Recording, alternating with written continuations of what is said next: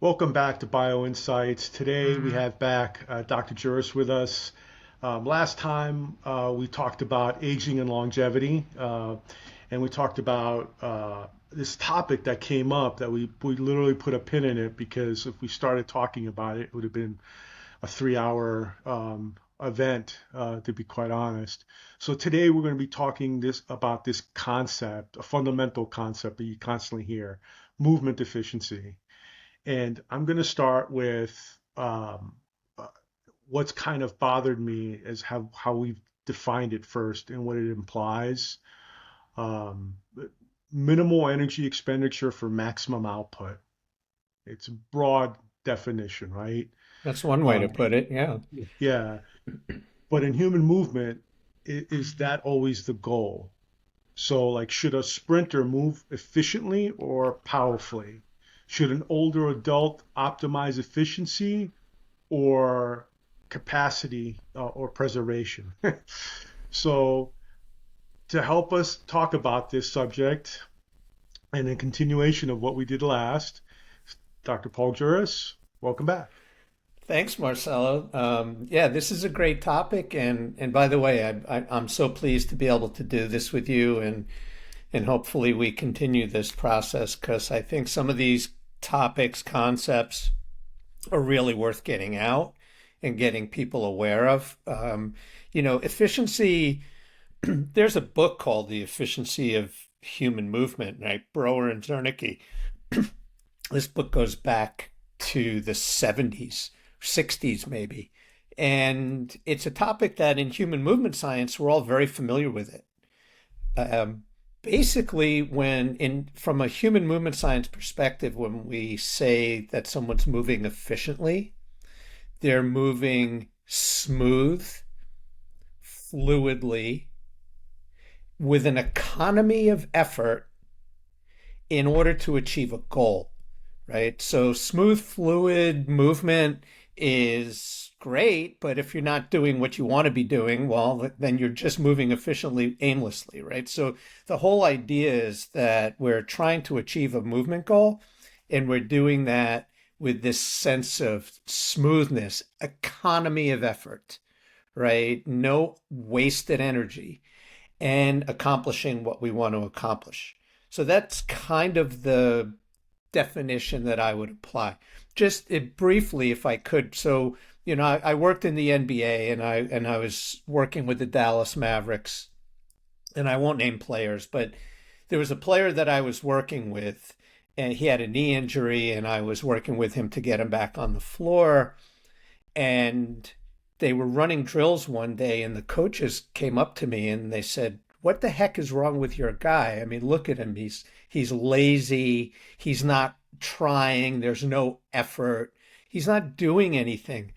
And I said, "Are you kidding? He's the first one up and down the floor on offense and defense. He's beating everybody down the floor, and he's beating everybody back to play D. Like, what do you expect? You want him to be moaning and groaning and his eyes popping out of his head? Like, what is it that is defining for you whether he's putting effort out?" And I said, "He's not being lazy. He's just efficient. He's not wasting any energy." So that's kind of the concept that we're trying to put out here. Yeah, it's interesting, to make it more relatable, let's say to like I just came off having a talk about B2B businesses. So I constantly talk to business owners, and most facilities sell like the sweat, the heart rate, the calories, the engine part.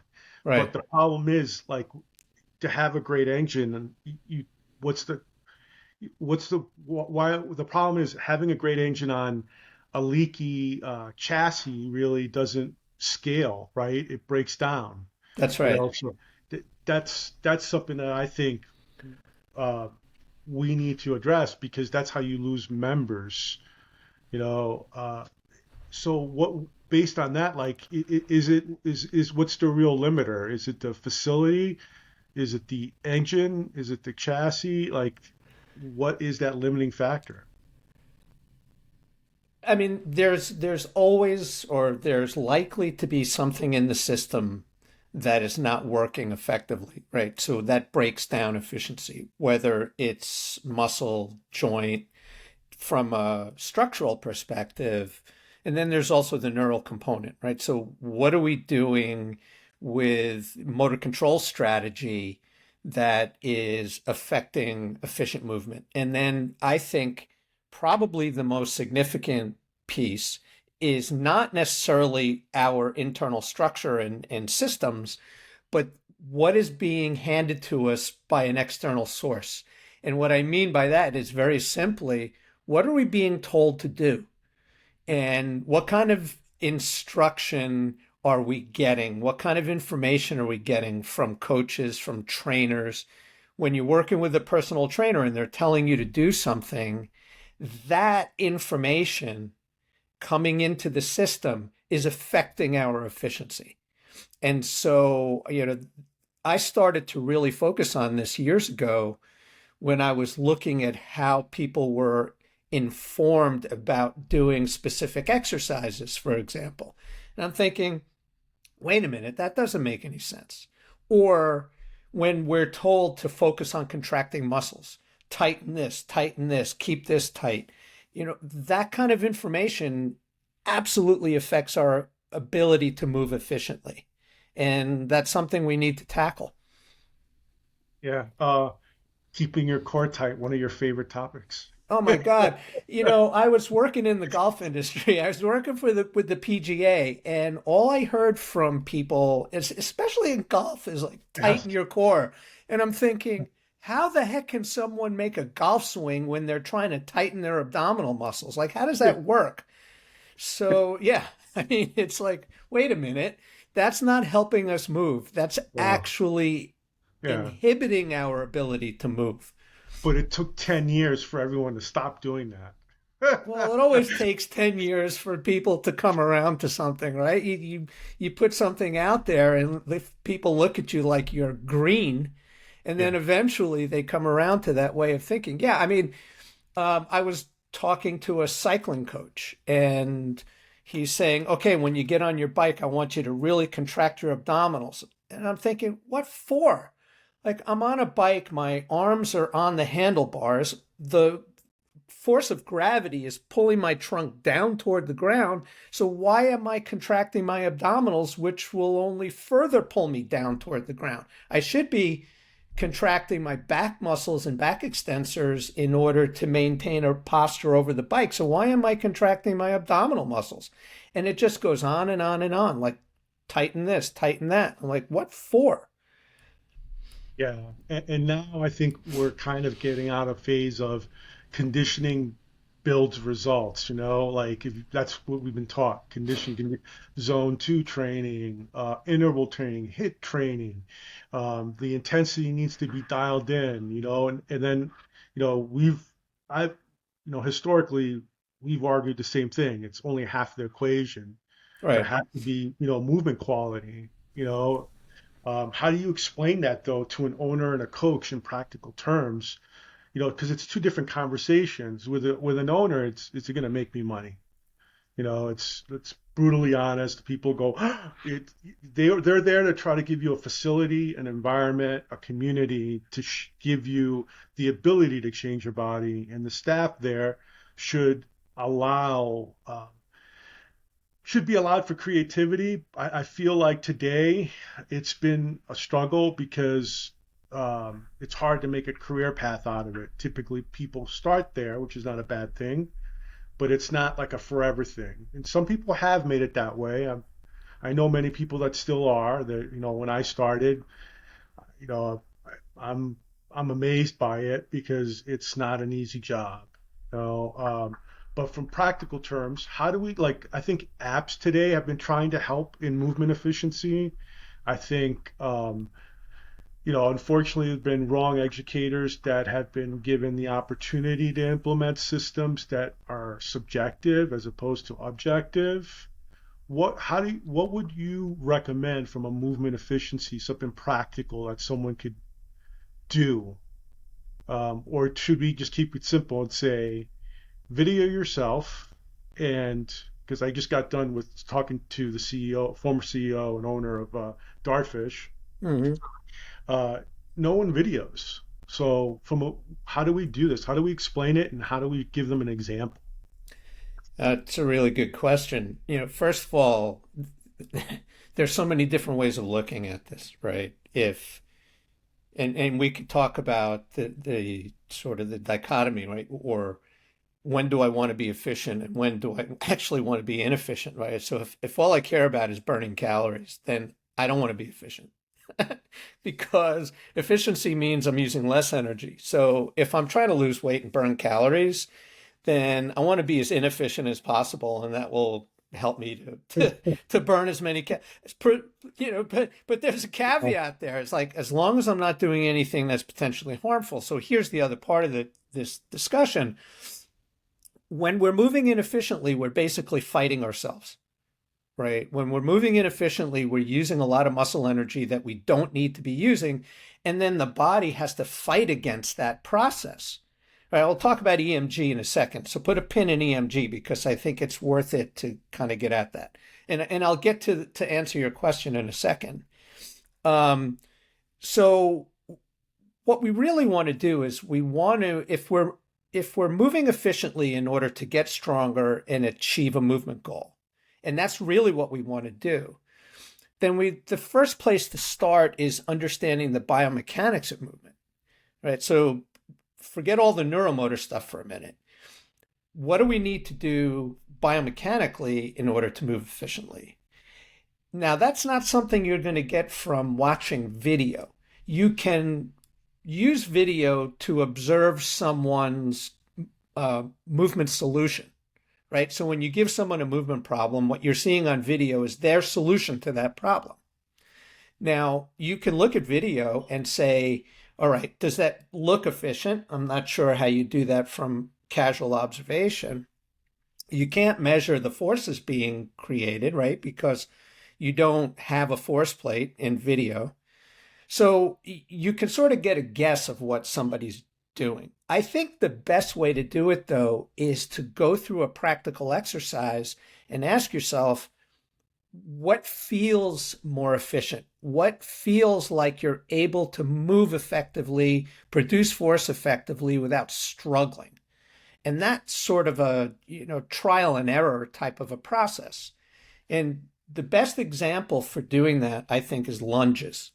And I actually developed an entire course on lunge. I call it Lunge Logic, right? How should we be lunging? And the reason that I focused on that particular one is because, you go onto YouTube and you do a search for the proper way to do lunges. And 1,000 videos come up showing you the correct way to do a lunge, which is the 90-90, right? So your knee should be directly over your ankle, your thighs parallel to the ground, and your trunk is perpendicular to the ground.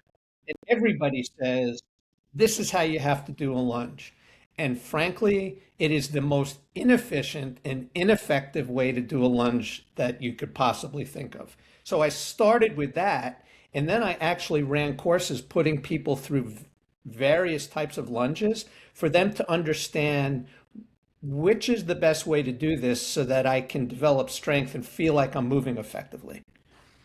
So I started there. And I think for a lot of people, it's work with things to see how effectively you can move something and not work against yourself in the process. Yeah, and that way, once you created that system, right? I had the privilege of going through that during that time we worked together at Equinox. Fun time, very nostalgic for me, even now. Um, It is so nostalgia after yeah, all, isn't it? yeah, it is. I mean, so the workforce itself, you're looking at more or less a leak of movement, right? A leak of inefficient movement, or a movement leak sometimes is the proper term. It, are you looking at what's the kind of the potential area of that movement that is the problem too, like concentric force, eccentric force? So let's say I slap a motion sensor on that individual. and be able to capture that data, um, and provide that data. I, I've seen environments where you could do a quick screen like you're talking about and not measure everything, because I feel like we all of a sudden got devices or got toys and slapped it onto everything. Like there has to be a motion cam in every single rig. There has to be, you know, really? I'm like, can't, like, so we're going, like, I understand the value of periodically looking at day-to-day speed and velocity changes. I get that. I just think that, there's economical, also more high-level utility solutions out there. And I think, talking about this, right? And you talked about lunging, you talked about EMG before. I think this is a perfect segue to talk about what you saw with EMG. Yeah, EMG is really interesting because a lot of people look to EMG as an indicator of how effectively you're producing force, right? So, the more EMG amplitude or more EMG activity you produce, the better you're doing. Say more is better. And my philosophy has always been no, more is not better. Better is better. And so with EMG in particular, people look at EMG and they say, wow, look, my EMG amplitude is higher here, so I must be doing so much better. But here's the problem.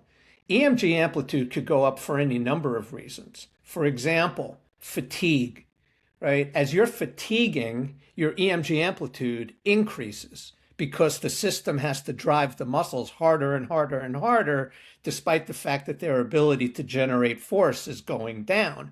So your EMG activity goes up, but your force production goes down. So you can't use EMG as a marker of performance because you're just fatiguing.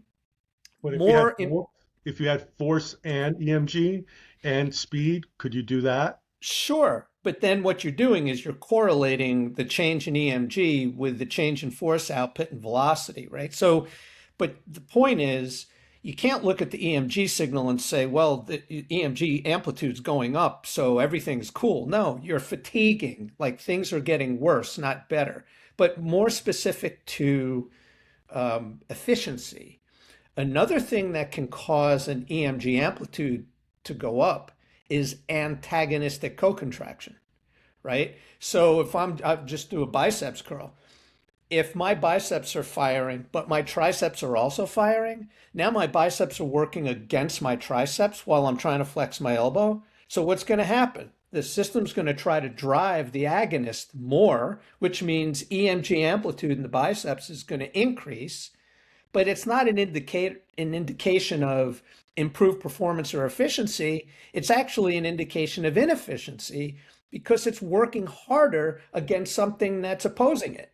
So this is why when we talk about contracting more muscles and tightening this area and tightening that area, all we're doing is working against ourselves.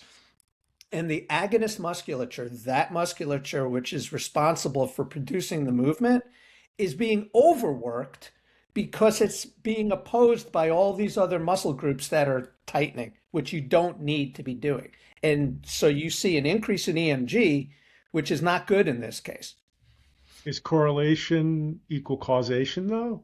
No, I mean, correlation just means that things are varying the same way. It's not one thing is causing another, right? So, that's a statistical thing. But yeah, so what I try to think about, I mean, and there's so many examples of like this inefficient co-contractile activity, like doing a squat on a BOSU, which people love to do.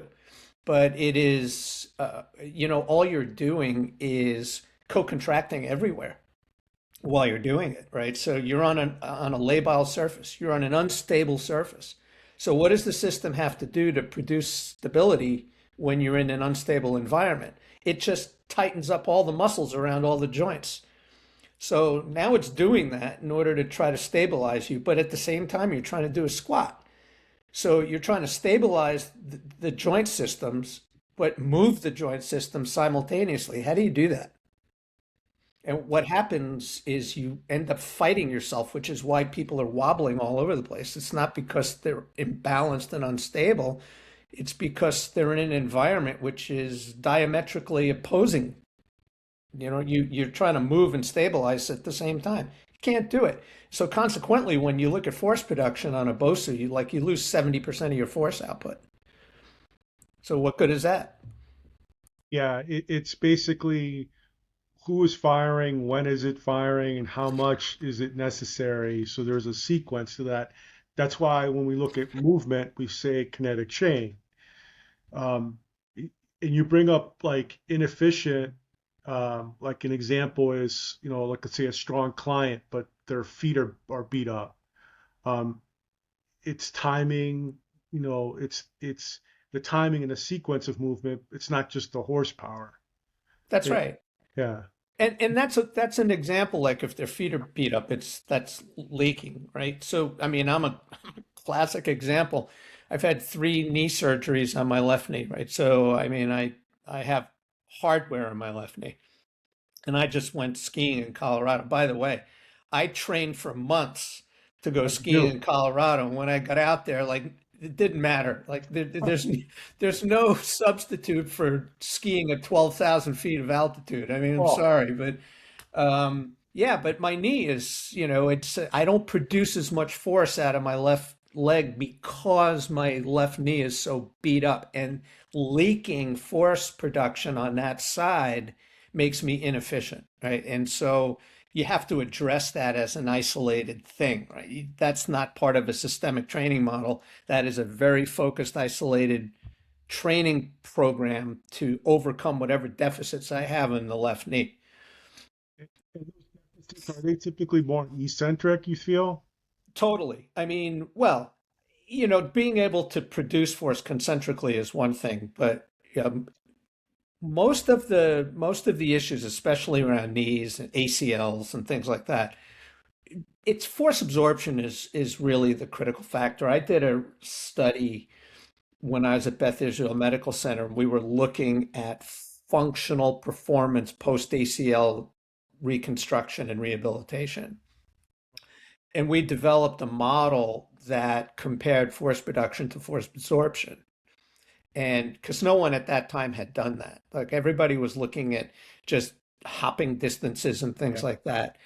And first, they were full of compensatory activity. All of those models allowed the subject to compensate, which didn't really help us understand what was going on. So, what we did was we created a test that eliminated the compensatory strategies and also compared force production to force absorption. And we found that the people who struggled the most were able to produce force, but they couldn't absorb it.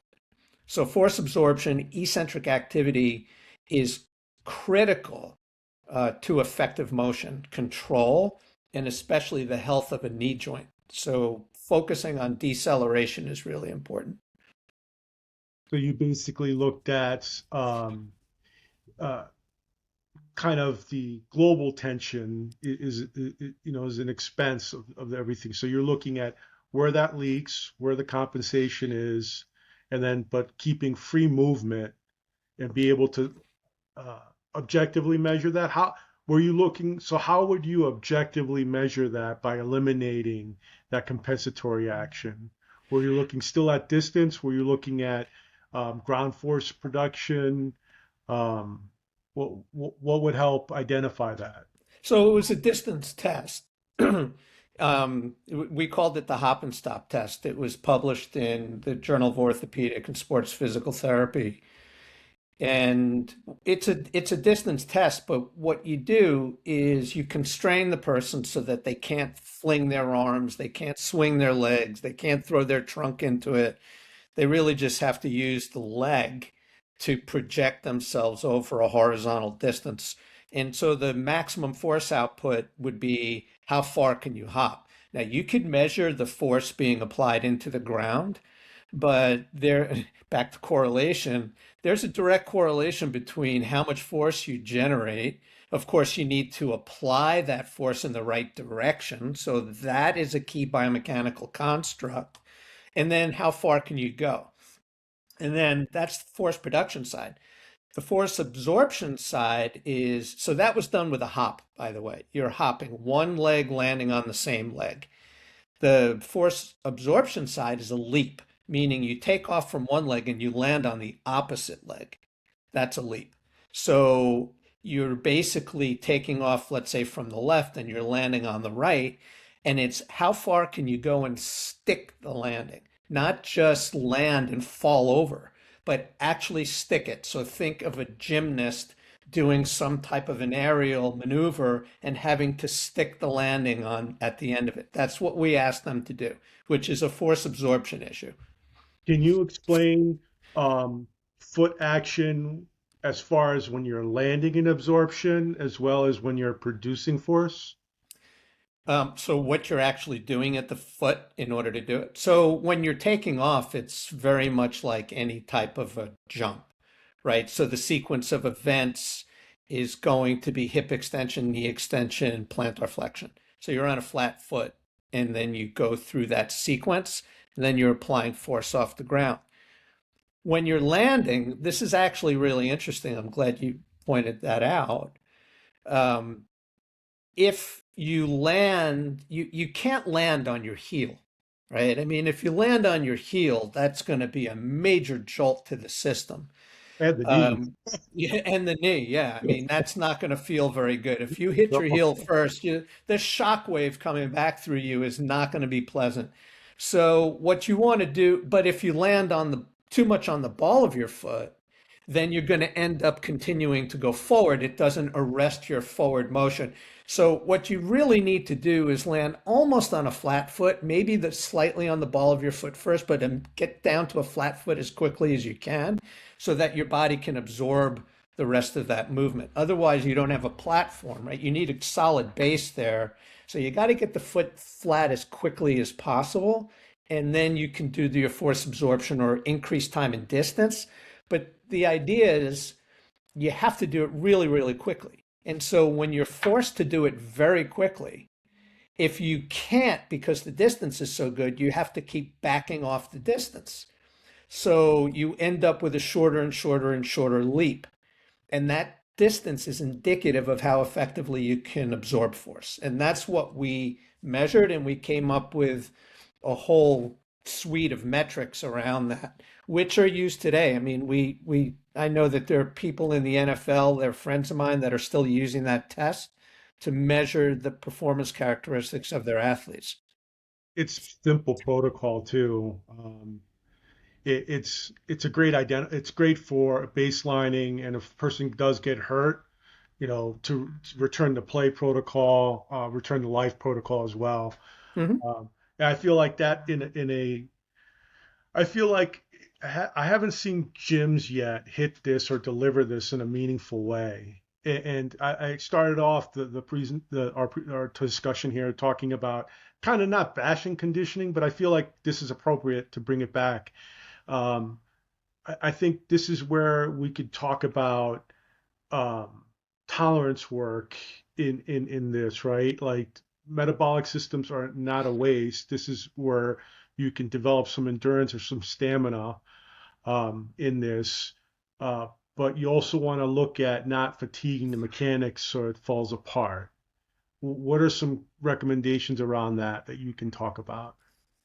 Well, sometimes you have to fatigue the system, right? Because there are conditions in which we're performing when we're starting to get tired, right? No one can sustain activity forever. So one of the things to ask oneself is, what is the objective of my training? Am I training for sport? Am I training for some activity? What is my fatigue point when I'm doing it? And then how do I coach the system or train the system to be able to tolerate that stress a little bit longer? So there are times when fatigue plays an important role in what you're doing. And so tolerance, endurance, those are things that we want to work on. I don't think people necessarily spend enough time working on endurance. But when I say endurance, again, I'm not talking about 15 repetitions. That's not endurance. right? So, skiing, like again, skiing in Colorado, if I'm descending 2,000 vertical feet, this isn't 15 reps anymore, people. Like this is minutes. So when I work for time, when I'm working for endurance, I do it by the clock, not by the repetitions. How much time do I really need to continue to do this activity to really develop my tolerance to that? But also trying to do it while not stiffening the body, while not creating all these opposing muscle forces that are completely unnecessary to the action. And, by the way, I'm sure you're familiar with Gabrielle Wolf and the constrained action hypothesis, right? So that's really where this is applied. I mean, what she said was if you're focusing internally on all these muscles that you're trying to contract, all you're doing is interfering with the movement that you're trying to produce. Yeah. It's just too much, right? So what she was saying is focus on some external point, right? External focus and move to it. And if you do that, and this is where I think we should be teaching all of our trainers is to focus on Gabby Wolf's work. Focus on a point in space and move to it and stop worrying about what all the muscles are supposed to be doing and Breathe. look for those leaks, if you will. I find breathing with the focal point is meaningful too, because then people could pay attention to this, the energy, right? Like fuel utilization, respiratory system, right? Cardiorespiratory system. So you could look at your heart rate. Am I laboring to breathe? The talk test is a good application here as well to have a better understanding of what is this work that you're stressing on your body uh, along with the mechanical leaks, right? Looking at that. So it's teaching a person too. I feel like I feel like I could talk to any. Like I just had a conversation for a client that I trained a long time ago, and just complimented me on teaching her how to work out, like mechanics, form. To this day, she's still doing pull-ups. Like I remember trying to teach women back then pull-ups. They just looked at me like, "How dare you?" I'm like, "Well, it's a great exercise. You don't need to have all gym equipment, and you got to be able to like going back to your like comment of unilateral work of or doing lunging, your focus on lunging, right? Why bilateral work is something that's stressed often here. And i- is it safe to say most people are asymmetrical and we should be really doing more unilateral work? Not only is it safe to say that most people are asymmetrical, but it's entirely accurate to say human beings are by and large asymmetrical. And, go back to my BOSU comment. When someone's doing a squat, there is no way that both limbs are producing exactly the same amount of force into the ground. I mean, we are asymmetrical beings, right? We don't produce exactly the same maximum force in all of our limbs. And so when you're getting on a BOSU and you're pushing down into the ground, guaranteed one leg is pushing harder than the other. So what does that do to the BOSU, right? It distorts it. Now you've created this imbalanced state, which is a normal state because on a stable surface, it won't matter. But you always have one limb that's stronger than the other. We are totally asymmetrical. And by the way, for many things, that's not a bad thing. Like if you're a pitcher, your left side does not have to be as strong and powerful as your right side if you're a right-handed pitcher. Like you're throwing with your right hand. Let's just focus on that, by the way. I don't care if you can throw with your left hand. You've got to try to get the batter out throwing with your right hand. So, yeah, and we work independently. Now, it doesn't matter if one side's stronger than the other unless that difference unless that is a large asymmetry. So for example, with the lower body, if you're more than 15% stronger on one side than the other side, now you got to think about making up the difference. In your upper body, I mean, everybody's stronger on one side than the other side. So 15, 20%, if you're 20% stronger on one side, sure, you could work the other side, but you don't have to be symmetrical. You just need, once that gap starts to get really large, now you're starting to see potential for problems because you really have to compensate for that, right? It's, your body starts compensating for this difference, this asymmetry. How does a gym scale for this again? I'm trying to think, like, obviously design, floor design, workflow, equipment selection. If you look at the history of this industry, it's been more selectorized row of equipment, either by body part or by row of workout systems that should be put in. So I'm Hmm. asking you to put your Cybex hat on back on. You know, how do you, what does this look like today? Because I know you've deployed this also in other environments, like the climbing environment. Hmm. Well, first of all, just because some machine is sitting there and it has a placard on it that says do this, doesn't mean that you necessarily have to do it like that. So a chest press machine, for example, where the sides are linked, it doesn't mean you can't do one arm at a time. I mean, you can do one arm at a time. You just have to adjust the weight. I mean, I've actually stood in front of a chest press machine, stood facing it, and grabbed the handle and pulled it and turned it into a rowing machine. So so you can do that. Now you have to be really smart when you do these things and not use the device beyond its ability to tolerate what you're doing. And the reason that I say that is there was a horrific accident that happened once when someone used a leg extension machine as a stretching device. And what the person did was went around the backside of the weight stack and grabbed the top of the weight stack with their feet on the bottom of the weight stack and leaned back in order to stretch their back and lats. You know what happened? They pulled the entire machine over on themselves.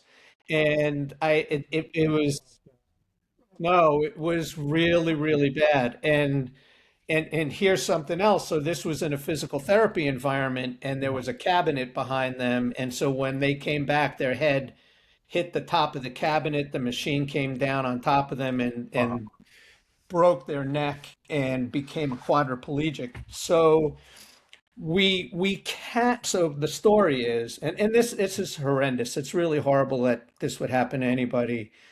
We have to be careful about the way we modify our use of these devices. Like, let's be sensible when we're doing things, but there's no reason why you can't turn a chest press into a row, right? There's no reason why you can't do one arm at a time, even though the machine is designed for both arms to be used simultaneously. So there are things that you can modify when you're doing this. Yeah. So to put a little bit more color to what you're saying is understand the line of resistance that you're trying to create, right? Hmm. Understand, have a good sense of anatomy too, and how that's going to impact what you're trying to impact, Right, and to apply the same concept that we talked about here, kinetic alignment, right, where, and those leaks will be causing unnecessary injury.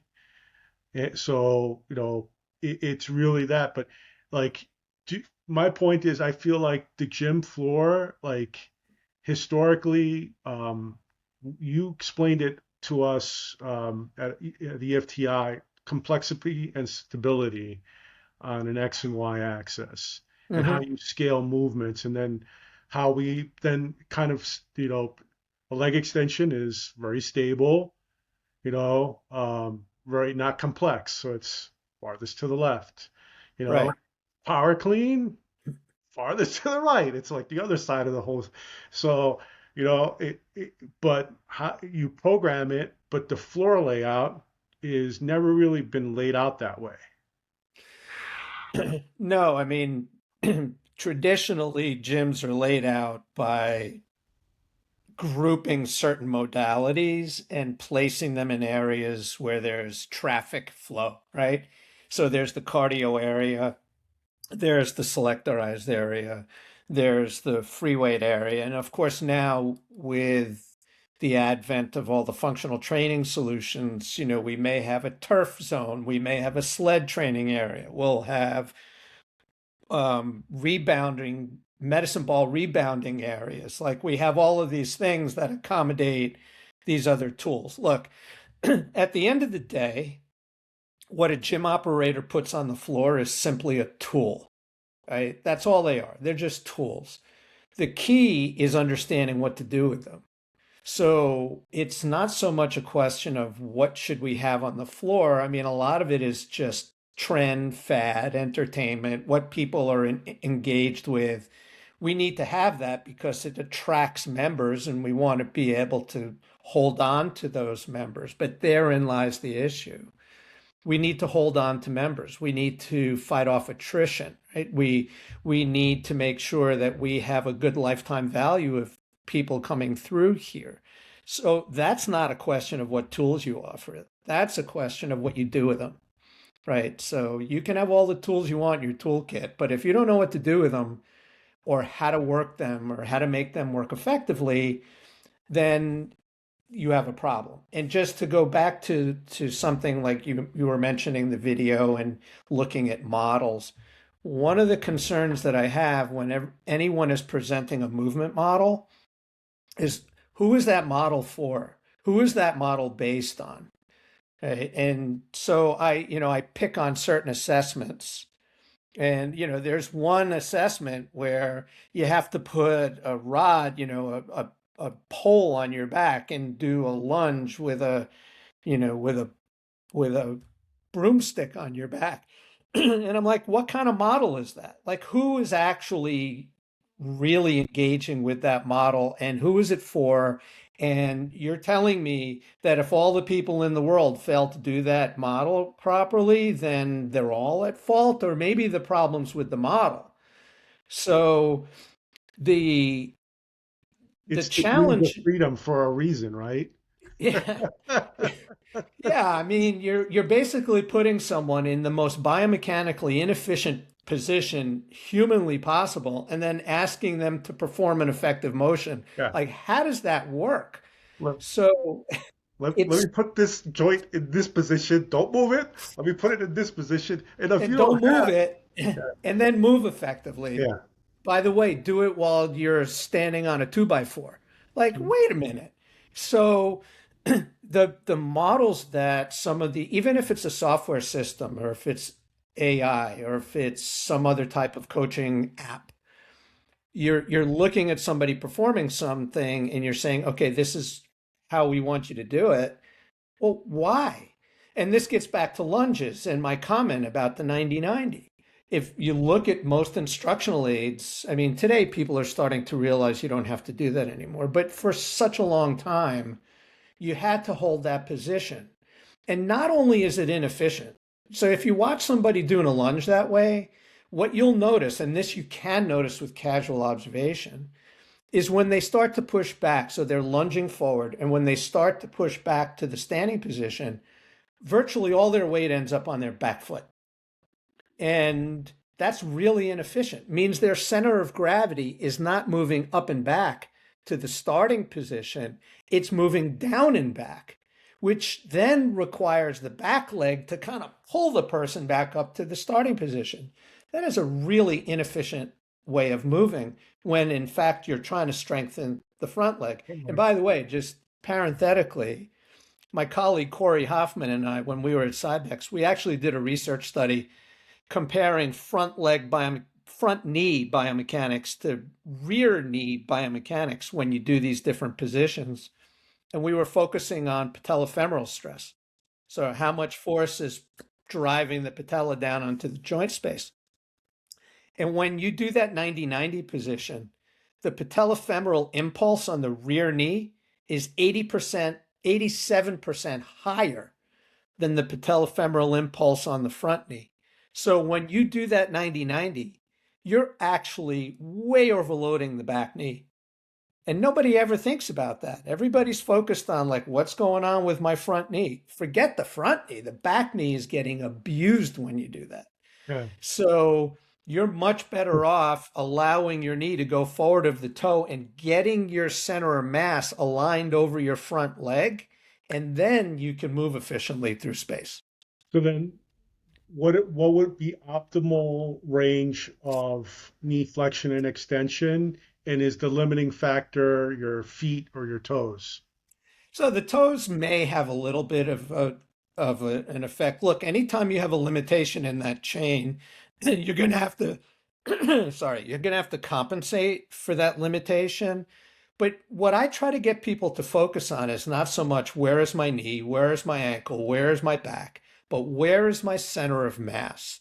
And that's something that everybody can try to work on because when you're standing on a foot, you can sense where the load is on your foot, right? And so what you want to do in that forward lunge is you want to get your center of mass over the instep of your front foot.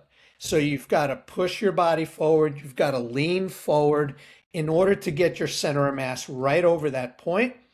And then when you're trying to get back to the starting position, you apply force down and forward into the ground, right? Down and forward, because this is Newton's third law of motion. If we want to move up and back, we need to push down and forward, right? Every action has an equal and opposite reaction. So you push down and forward from that position, it returns you right to the starting position. And if you do it forcefully enough, you could actually end up taking a step back because you applied force so effectively. That's what you're trying to do. But that model isn't always there in all of these apps, right? So when they show you the model on the app, it may not be Yeah. the right model. It to collect that, like when you're saying app, is it's using a cam, right? You're talking about a Mhm. cam, right? What if I had slapped a motion sensor onto the center of mass, vis-a-vis like a belt, and put it really right in the middle of the body?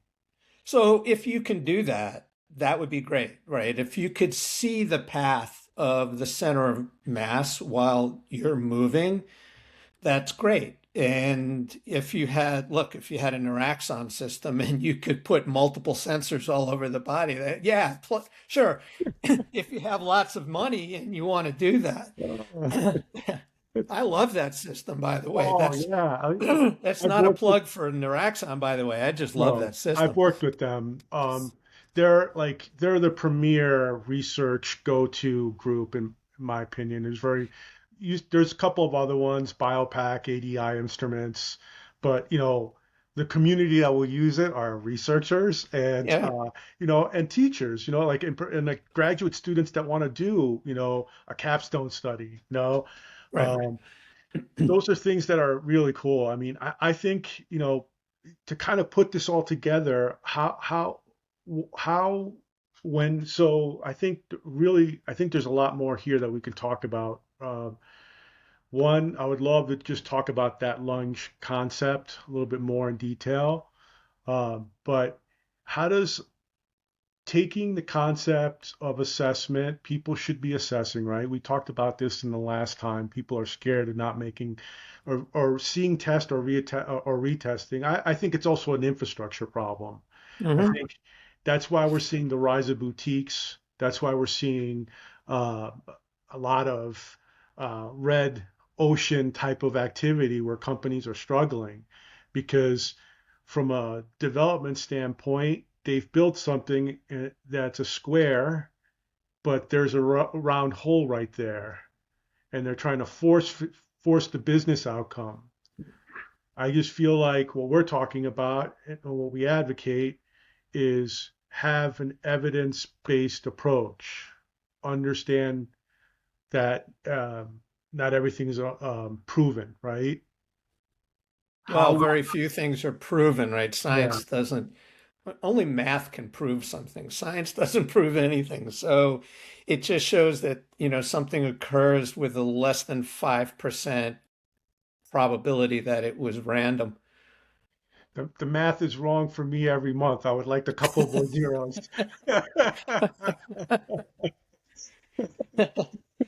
Look, this goes back to something fundamental, and Marcella, you know this as long as we know each other. What's missing is just the foundational scientific education and knowledge. I mean, that's what this comes down to. The industry is based on, somebody saying, I can do something, not should I do something.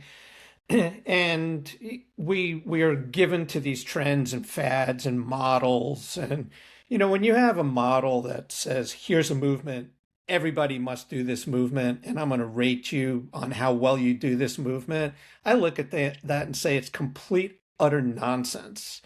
You know, there is there's a great example. There's a training video that came out years and years ago called Cybervision. And with Cybervision, what you did is watch some movement on your TV, and try to replicate that movement. And there was one that was done for golf. It was Cybervision Golf. And they had a video of this guy named Al Geiberger. So Al Geiberger had one of the most beautiful golf swings you'd Yeah. ever want to see. I mean, it was absolutely gorgeous. And so they sold this and said, if you can replicate this swing, you'll be a good golfer. No, it didn't work. It didn't work at all because there's a kind of a saying in golf is like, there's no one swing for everyone, but everyone has to have a swing, right? And what that means is that everybody's body is unique. Everybody's approach to solving the problem of hitting a nugget on the ground between their feet is unique. Everyone has a different approach. So there is no one way to do it. There is no one way to do a lunge. There is no one way to do a squat. There's no one way to do a step over a string. There are multiple ways because we have unlimited degrees of freedom and we have minds and bodies that work differently. So the key is, what is the goal of the movement that I'm trying to accomplish? What am I trying to do? Not what muscles am I trying to contract? Where am I moving in space? What is my solution for getting there? Then how efficient is that solution? Meaning, how effectively am I doing it? How repeatedly can I do it? How can I do it without wasting any energy, economy of effort? And how can I do it in a way that helps me to progress over time? So when I'm thinking for myself or I'm working with someone else, those are the things I'm concerned about. Not what the model says I should be doing, but what this person or what I'm doing and how do I improve that given my own biomechanics, my own constraints, and my own substrates, which are those prerequisite skills. What do I bring with me to the task, and how can I improve my ability to get those things working towards my goal? Perfect. I think, human efficiency is really what it is, right? It's biomechanics. It's not trying to, I started off the topic with, is it the engine or is it the chassis? And the chassis would be the biomechanics. The engine would be your cardiorespiratory system. Or your neuromotor system. And Bo, I was about to say, and Yeah. exactly, everything that keeps it together is the shell of the car is your nervous system. It connects everything, you know. That's really it. Those three, that overlap is what I think people need to understand. And to your point, not everyone moves the same way. I would love to move, a specific way, but realistically, you have your own anatomy. You have to get an understanding of it, and you have to practice it. And I think that's it. The one variable that we didn't talk was also the mind, because behavior is so important to this variable. So, but that's a whole other topic where, maybe I could be vertically reclined to talk about. Uh, We get into that next time. I mean, honestly, it's understanding experience, understanding psychological yeah, readiness and preparedness, things like that. Those are all what we talk about in human movement are substrates and constraints. And I think those are great things to try to understand is, what are those substrates and constraints around a movement and how do we manage that? And Sure. most people don't talk about it, right? Like you're want to be empathetic. You also want to take a look at how the individual's trying to solve for it, but Hmm. also like you have to put yourself in their shoes. So a good example is like a college coach, test time, certain time of month, has a female athlete that is stressing. You're not going to sit there and go, I'm going to do my heavy 5 sets of 3 today. No, you might have to reach into your toolbox and change things, right? And because that's the other variable here that changes movement choice. What we talked about today, to sum it up, is kinetic alignment. How you absorb, how you create force, and you repeat it, and then you got to be able to score that, and that's very individual, and that shouldn't be constrained in any way. Um, No, not at all. And you bring up a good point. It's what I like to do with people is every time I see them, just give them like the smiley face test. How are you feeling today? How are you doing today? Right? Somebody comes in, it's the end of the week, they had a tough week, they're dragging their butt into the gym, and you say, "Oh, it's our heavy day today." And the uh, person's looking at you like, "What are you nuts? Like, yeah, no way." yeah. So, yeah, we need to be flexible. We need to understand the state of the organism, like how are we doing and what are we trying to accomplish, and then work from there. I find my hands on hip and scrunchy face day is pretty powerful. Sure is. Well, I really want to thank you again. I look forward to the next one. And anyone has any specific other questions, please feel free to leave that in the comment section. Till next time. Thanks, Marcelo. Oh, wait, stop it.